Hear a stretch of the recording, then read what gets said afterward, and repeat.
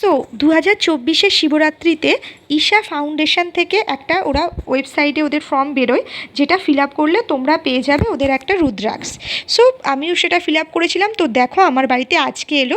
তো প্রথমে একটা আদিযোগীর ফটো ছিল, তারপরে হচ্ছে একটা প্যাম্পলেট ছিল যেখানে ওদের যোগার ব্যাপারে লেখা ছিল। দেন তারপর আমি এটা খুললাম, দেখি এখানে একটা কালো কার্ড আছে। এটা মনে হয় রুদ্রাক্ষ বাঁধার জন্য ওরা দিয়েছিল। তারপর নেক্সট এখানে ছিল হচ্ছে এটা বিভূতি।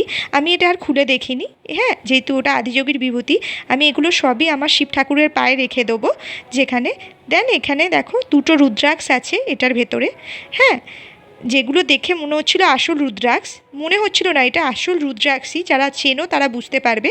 আর এই ঈশা ফাউন্ডেশনের ব্যাপারে তোমরা যদি জানতে চাও ইউটিউবে সার্চ করতে পারো, তোমরা ওখানে সমস্ত ডিটেলস পেয়ে যাবে। আর এই ফ্রি রুদ্রাক্ষ কী করে পেতে হয় সব ডিটেলস তোমরা সেখানে পেয়ে যাবে। তারপর আরও একটা কালো কার্ড ছিল, যেহেতু রুদ্রাক্ষ দুটো, কালো কার্ডও দুটো দিয়েছে। সো কেমন লাগলো জানিও, টাটা।